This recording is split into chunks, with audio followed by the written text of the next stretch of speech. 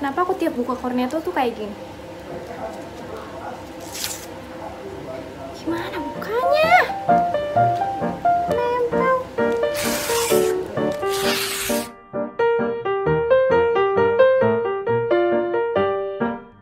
Halo semuanya, sesuai dengan judul, di video kali ini aku bikin study vlog lagi. Di video study kali ini aku pengen nyatet catatan lagi. Dan buat kalian yang pengen belajar bareng sama aku, ayo buka bukunya sekarang. Oh ya, buat yang belum tahu, tahun ini tuh aku kuliah, tapi sekarang belum kuliah nih. Jadi di video kali ini aku belajar calon materi yang bakal aku pelajari nanti pas kuliah. Aku tahu ini calon yang bakal aku pelajari karena aku udah pernah datang ke gedung fakultas aku dan ngeliat mata kuliah aku tuh apa aja di semester 1. Dan aku nyari materinya di YouTube karena kalau di Google susah nyarinya gitu. Terus kebetulan nemu PPT presentasi dari anak kuliahan gitu. Kali ini aku nggak nyimak videonya karena bikin ngantuk, jadi aku cuma nge-screenshotin aja. Habis itu aku buka Spotify dan nyari lagu yang genrenya lofi, jadi isinya cuma instrumental calming gitu. Dan aku suka banget sama Naomi ini.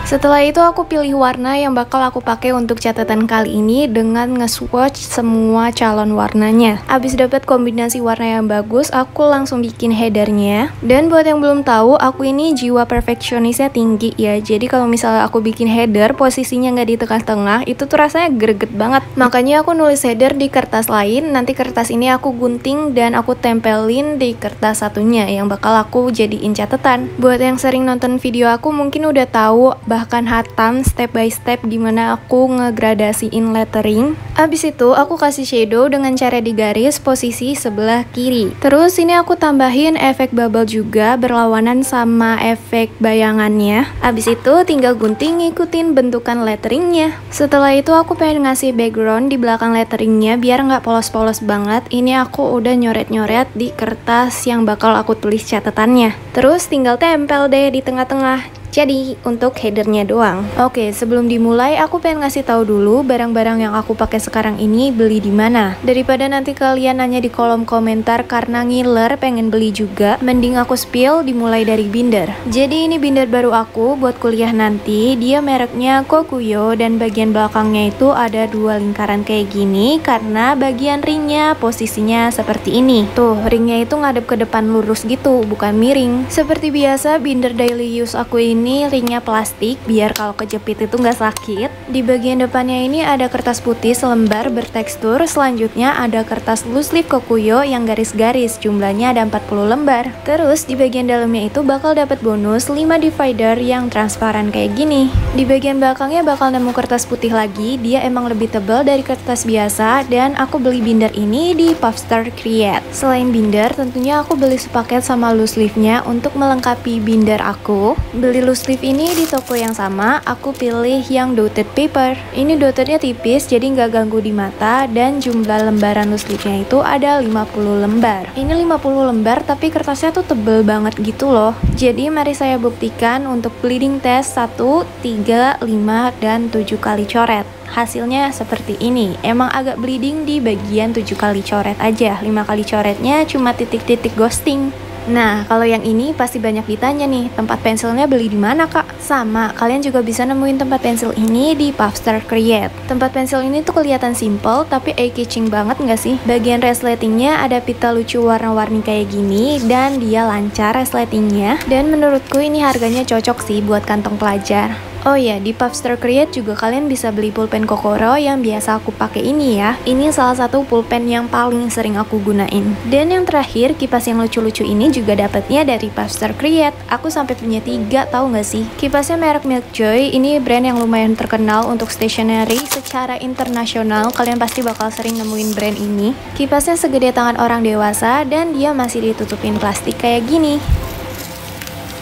Bagian depannya sangat glossy dan transparannya itu sejernih ini, dan bagian belakangnya kayak gini. Dia pakai mika yang tebal tapi tetap enteng, jadi pas dikipasin tuh anginnya kencang. Oke deh, udah selesai ya. Aku udah spill barang-barang yang aku pakai. Dan seperti biasa, link barang bakal aku taruh di description box. Sekarang kita mulai aja belajarnya. Ini aku buka lagi hasil screenshotan PPT tadi. Terus karena kertas aku ini ukurannya B5, jadi aku lipat bagi dua biar muat lebih banyak tulisan. Dan aku mulai belajar sambil nulis catatan dari PPT yang udah aku screenshot. Oh iya, kalau misalnya kamu nyari teman belajar yang beneran belajar bareng dalam ketenangan, kayaknya video ini bukan buat kamu. Karena ini judulnya study vlog, jadi emang vlog aku pas lagi belajar gitu, dimulai dari awal sampai akhir, dan bakal aku isi pakai suara aku kayak gini. Kalau kamu nyaman dengerin suara aku dan gak keganggu sambil belajar, ya silakan lanjut belajarnya. Tapi banyak orang-orang mungkin ke distract kalau misalnya ada suara kayak gini, bakal jadi kebelah gitu fokusnya. Jadi sebenarnya tujuan aku bikin video ini buat motivasi belajar aja sih. Siapa tahu setelah kamu nonton video orang lagi belajar, muncul motivasi untuk ikutan belajar juga. Tapi tenang aja, kalau misalnya kalian lagi nyari teman belajar yang beneran belajar dalam keadaan sunyi, mungkin ditemenin sama musik lofi, instrumental gitu, aku bakal upload videonya setelah video ini. Aku bakal upload video yang sama, visualnya sama kayak gini, tapi bedanya nggak dipercepat alias real time, dan bakal ditambahin musik instrumental gitu tanpa suara aku, biar kalian beneran belajar bareng aku. Jadi buat kalian yang butuh video orang belajar tanpa suara-suara kayak gini, silakan nonton video setelah ini ya. Oh iya, ngomong-ngomong, kalian udah kurang lebih sebulanan gak sih belajar kembali ke sekolah? Gimana sekolahnya? Pasti lebih berat ya daripada tahun kemarin, karena emang kita naik kelas dan harus penyesuaian lagi. Apalagi yang pindah dari SMP ke SMA, SD ke SMP, pasti suasananya beda. Kalau misalnya kalian ngerasa gak nyaman di minggu-minggu awal atau bulan awal kayak gini tuh emang wajar, karena kita masih penyesuaian kok. Kalau aku perhatiin di Twitter, banyak anak SMP sama SMA yang ngeluh karena tugasnya mulai menumpuk, mungkin karena efek kurikulum baru kali ya. Katanya lebih banyak tugas kelompok lah, bikin PPT, ada project. Bener nggak sih? Coba dong yang lagi ngerasa banyak tugas, bener nggak sih tugasnya kayak gitu? Silakan tulis di kolom komentar. Kalau kalian pengen sekalian berkeluh kesah, curhat, boleh-boleh aja, tulis komentar yang panjang pun gak apa-apa. Tenang aja, pasti aku baca, dan kalau emang penting bakal aku bales. Buat kalian yang ngerasa lagi banyak tugas, semangat. Aku pernah ngerasain itu, apalagi anak kelas 12 sekarang, semangat. Aku tahu kalian capek karena sekolah full day, ada tugas kelompok yang belum tentu teman sekelompoknya mau berkontribusi. Tapi dengan kalian menghadapi masalah kalian, walaupun sampai nangis-nangis itu ngerjain tugas, itu bakal bikin pribadi kamu lebih kuat. Emang ini nggak bisa dihindari, kalian bakal tetap dapat tugas selama kalian jadi pelajar di sekolah. Jadi satu-satunya cara adalah bertahan dan beradaptasi. Aku juga ngalamin kok tiba-tiba tugas banyak, harus ngerjain ini itu, nggak belajar, nggak bisa fangirling, nggak bisa bikin video buat YouTube, dan itu terjadi setahun yang lalu pas aku kelas 12. Cara aku bertahan untuk itu dengan ngelepasin hal-hal yang gak terlalu penting, termasuk bikin video, dan cara aku beradaptasi adalah nyari kebahagiaan di sela-sela waktu istirahat yang sangat sempit. Emang di saat kalian ngerasa sibuk banget, ngerasa banyak hal yang harus dilakuin, itu penting banget ngelakuin time management. Salah satu caranya adalah dengan bikin daftar prioritas. Aku bakal ngejelasin ini lebih lanjut, tapi entar dulu, ada iklan istirahat dulu. Jadi aku ambil break dulu karena durasi aku belajar. Aku beneran belajar memahami materi-materi ini karena ini calon materi aku pas kuliah nanti. Ini durasinya udah 30 menit walaupun cuma baru setengah halaman. Ditambah ini 15 menitan, jadi udah 45 menit. Aku pengen ambil break dulu 15 menit terus lanjut lagi. Jadi aku ke kulkas dan aku nemu ini. Kayaknya baru dibeli. Kenapa aku tiap buka Cornetto tuh kayak gini?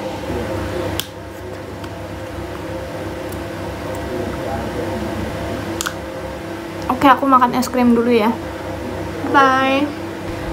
Oke, aku lanjut belajar dan aku pengen lanjut ngejelasin tentang time management. Jadi kalau aku waktu kelas 12 kemarin pas udah offline dan full day, daftar prioritas utama aku adalah tugas. Jadi kalau aku belum selesai tugasnya, aku harus nyelesain tugas aku dulu baru mulai kegiatan yang lain. Kenapa aku ngutamain tugas? Karena tugas itu ngerangkap sekalian belajar. Jadi waktu ngerjain tugas kita kan tentu baca materi. Jadi itu udah termasuk belajar walaupun aku tetap harus memperdalam materi.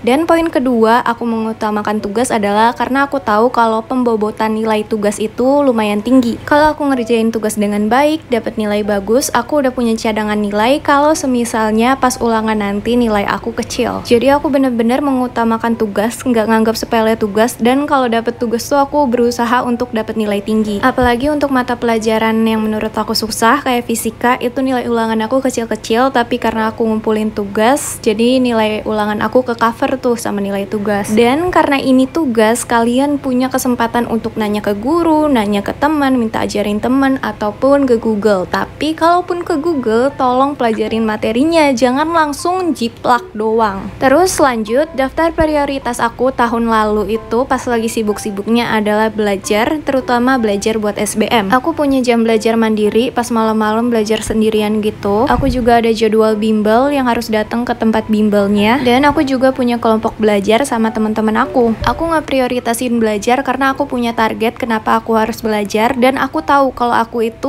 nggak pinter kalau misalnya nggak belajar. Aku bukan manusia jenius yang sekali diajarin langsung nempel, jadi aku sadar diri dan mengutamakan belajar. Nah, karena dua daftar prioritas itu udah bikin aku sibuk, ditambah kesibukan aku di sekolah dan di rumah, aku harus nyari cara buat bahagia di sela-sela kesibukan tersebut. Cara pertama, aku ngelakuin self-reward. Setelah aku selesai belajar atau ngerjain tugas yang nyusahin, aku biasanya makan makanan yang aku suka kayak marshmallow, mie, dan lain-lain. Atau aku nyediain waktu buat nonton YouTube video yang aku suka kayak video gaming atau reality show. Terus cara kedua adalah punya wadah, punya tempat untuk ngeluarin isi hati. Kalau aku sendiri, karena aku nggak percayaan sama orang, jadi aku jarang cerita ke orang, termasuk orang tua ataupun bestie. Kalau aku lagi banyak unek-unek, biasanya aku nulis di buku diary. Kalau udah males nulis karena udah kecapean, biasanya aku nge-record di HP. Dan kalau lagi pengen ada muka akunya, ya aku tunjukin muka aku kayak ini nih, muka aku lagi sedih, lagi nangis, ataupun lagi marah. Kalau kalian bukan tipe orang yang ngeluarin unek-uneknya dengan cara cerita, kayak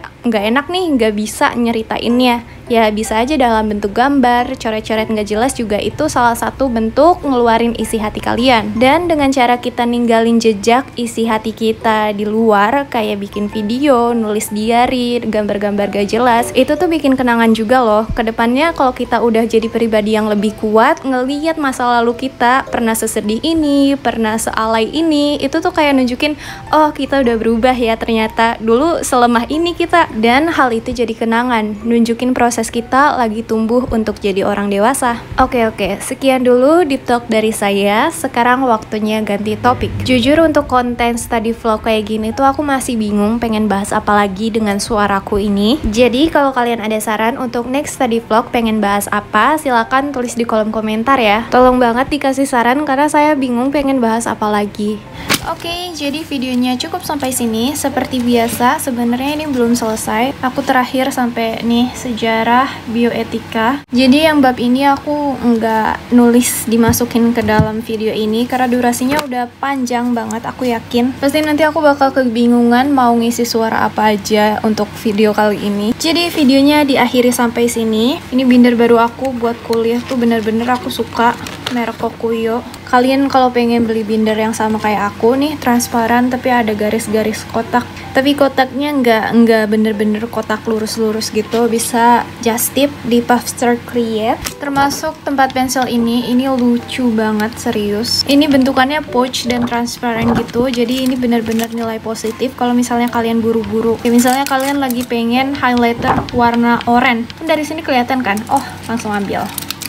Karena bentukannya yang transparan. Dan ini juga kipas dari tadi aku pakai tapi nggak terlalu kelihatan. Ya, sekian aja deh video kali ini. See you on my next video. Thanks for watching, dan ya, do not forget to be grateful today. Bye bye.